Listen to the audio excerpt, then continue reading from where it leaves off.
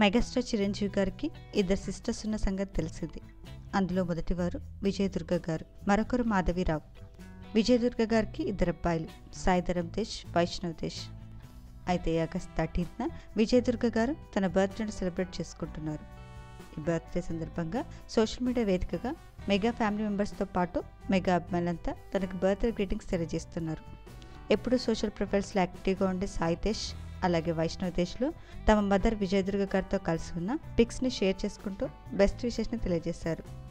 ఈ పిక్స్ ప్రస్తుతం నెటిజన్లు బాగా ఆకట్టుకుంటున్నాయి. విజయదుర్గ గారి బర్త్డే సెలబ్రేషన్ ఫొటోస్ని మనం ఈ వీడియోలో చూసేద్దాం.